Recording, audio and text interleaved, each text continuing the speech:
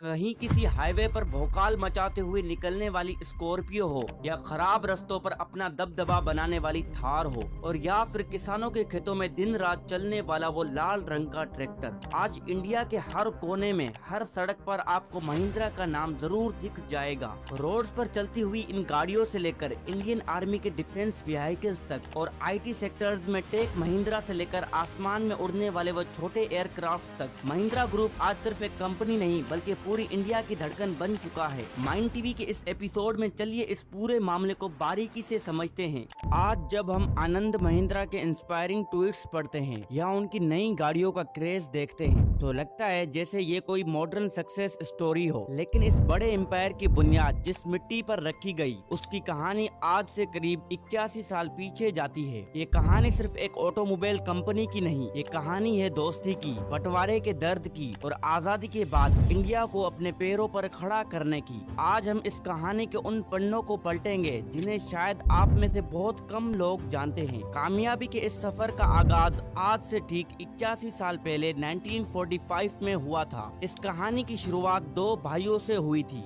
जिनके नाम जगदीश चंद्र महिंद्रा और कैलाश चंद्र महिंद्रा थे। दोनों ही हाईली एजुकेटेड थे और इंडिया के लिए कुछ बड़ा करने का जज्बा रखते थे। जगदीश चंद्र महिंद्रा इस वक्त इंडिया के आयरन एंड स्टील कंट्रोलर थे और इन्हें लोहे की मार्केट की बहुत गहरी समझ थी। उन्होंने अपने एक बेहद करीबी दोस्त मलिक गुलाम मोहम्मद के साथ मिलकर 1945 में एक स्टील ट्रेडिंग कंपनी की बुनियाद रखी, जिसका नाम तीनों दोस्तों के नाम पर महिंद्रा एंड मोहम्मद रखा गया। शुरू में इनका मकसद सिर्फ स्टील की ट्रेडिंग करना था और इनका ये बिजनेस दोस्ती और भरोसे की बुनियाद से आगे बढ़ने भी लगा। लेकिन वक्त को कुछ और ही मंजूर था। कंपनी अभी ठीक से खड़ी भी नहीं हुई थी कि 1947 में इंडियन सब कॉन्टिनेंट का बंटवारा हो गया। ये वक्त दोनों तरफ के आम लोगों के लिए एक बहुत बड़ा जज्बाती और सियासी तूफान लेकर आया और इस तूफान का सीधा असर महिंद्रा एंड मोहम्मद पर भी पड़ा। बंटवारे के बाद मलिक गुलाम मोहम्मद ने पाकिस्तान आने का फैसला किया और आपको जानकर हैरानी होगी कि यही गुलाम मोहम्मद आगे चलकर पाकिस्तान के सबसे पहले फाइनेंस मिनिस्टर और पहले गवर्नर जनरल भी बने। लेकिन इनके चले जाने से जगदीश चंद्र महिंद्रा और कैलाश चंद्र महिंद्रा बिल्कुल अकेले पड़ गए, क्योंकि जिस दोस्त के साथ मिलकर इन्होंने बड़े बड़े ख्वाब देखे थे वो अब एक नए मुल्क का हिस्सा बन चुका था। अगर कोई और होता तो शायद इस झटके से टूट जाता और कंपनी को बंद कर देता। लेकिन महिंद्रा ब्रदर्स ने हार नहीं मानी।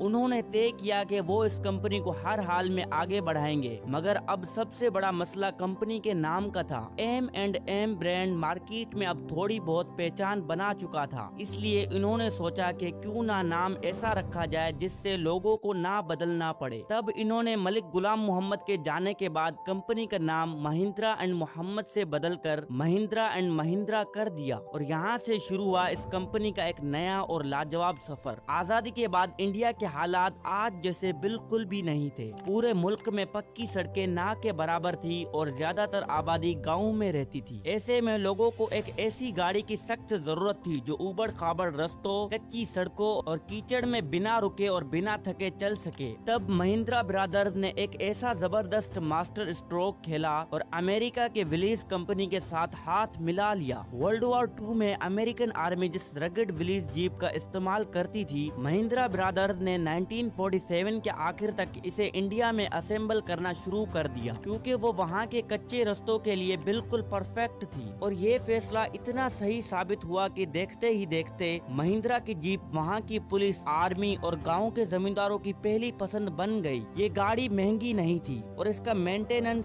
सस्ता था और इसने आम आदमी को एक बेहद भरोसेमंद सवारी दी। लेकिन महिंद्रा ब्रदर्स सड़कों तक महदूद नहीं रहना चाहते थे। उन्हें पता था कि इंडिया की असली ताकत इसकी जमीन और इसके किसान ही है। इसी सोच के साथ 1963 में उन्होंने एक नई उड़ान भरी और ट्रैक्टर बनाने की शुरुआत की। इस वक्त इंडिया को खेती बाड़ी की एक बड़ी तब्दीली की सख्त जरूरत थी ताकि अनाज की कमी को दूर किया जा सके। महिंद्रा के मजबूत ट्रैक्टर्स ने किसानों की मेहनत को बेहद आसान कर दिया। इनके ट्रैक्टर्स की क्वालिटी इतनी बेहतरीन थी कि आज नतीजा आपके सामने ही है।